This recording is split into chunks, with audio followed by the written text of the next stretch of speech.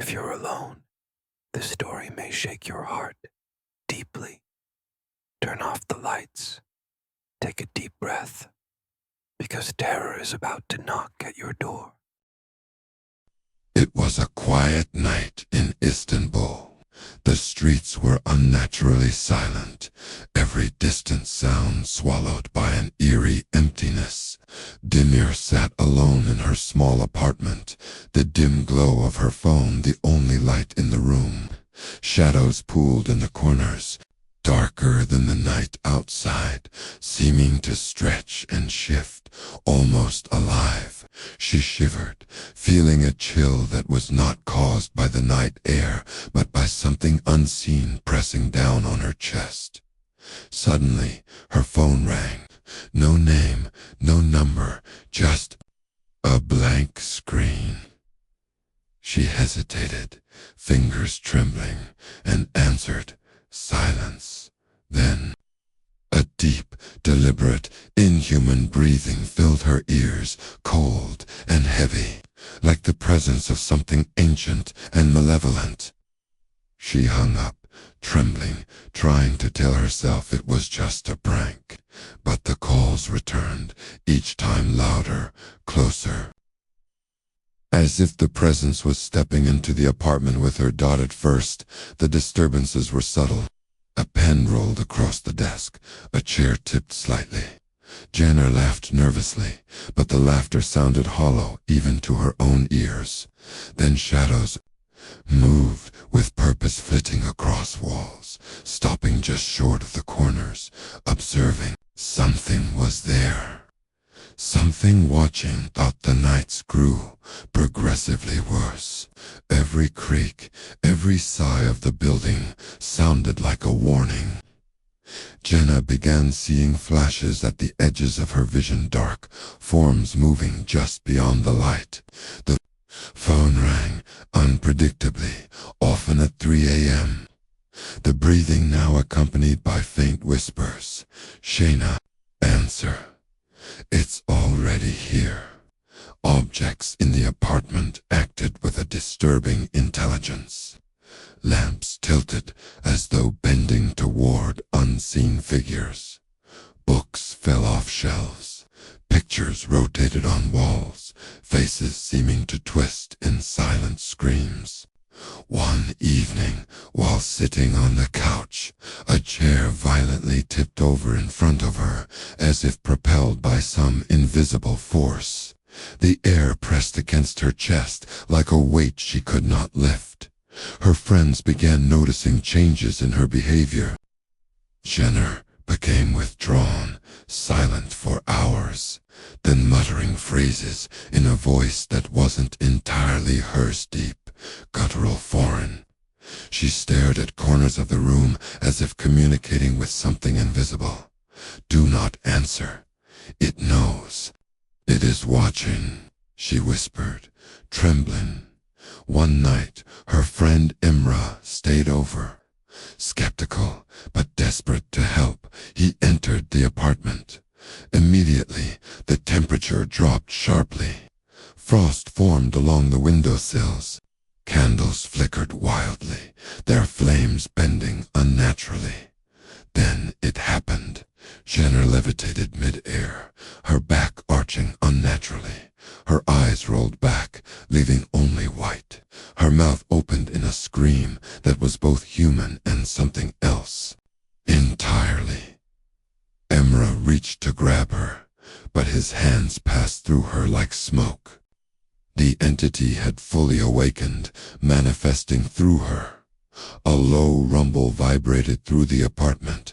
Shadows stretched along walls and ceilings, forming grotesque, twisted faces. The whispers grew louder. You cannot escape.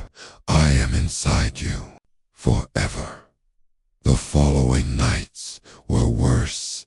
Janer's apartment transformed into a battlefield of unseen forces. Objects flew through rooms, lamps, chairs, books, sometimes narrowly missing them, sometimes striking with brutal force. The temperature fluctuated between freezing cold and suffocating heat. The stench of sulfur and decay filled every corner, making breathing painful. Her friends lit candles, recited prayers, and attempted rituals.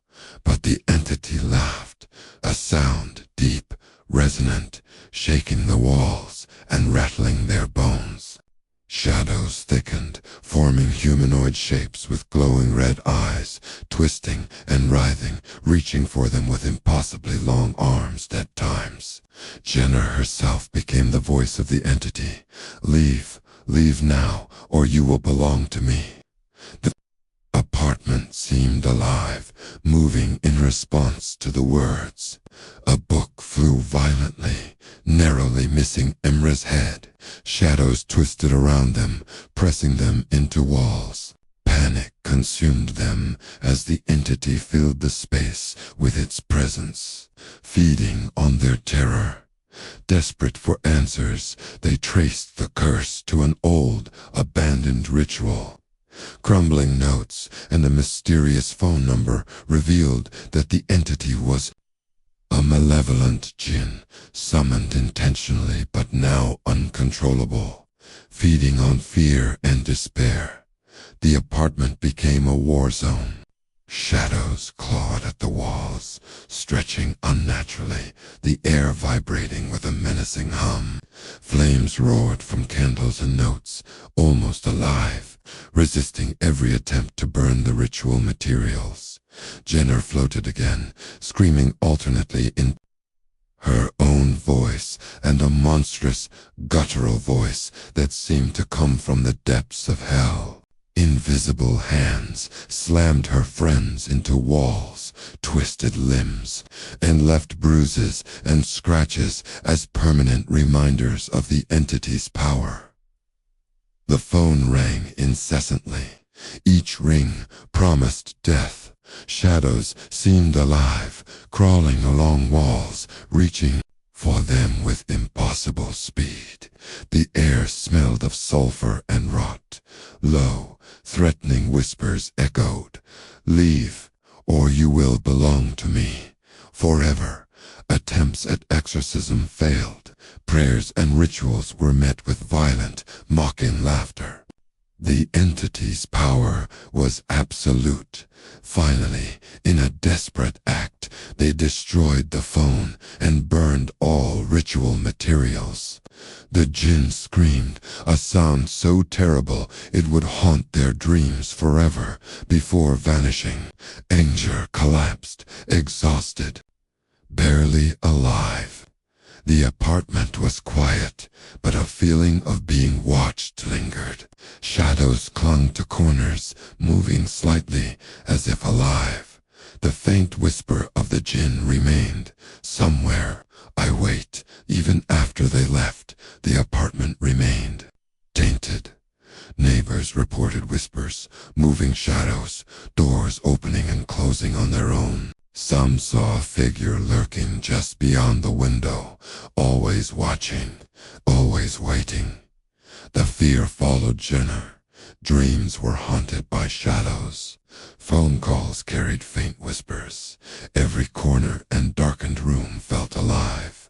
The malevolent entity had marked her permanently.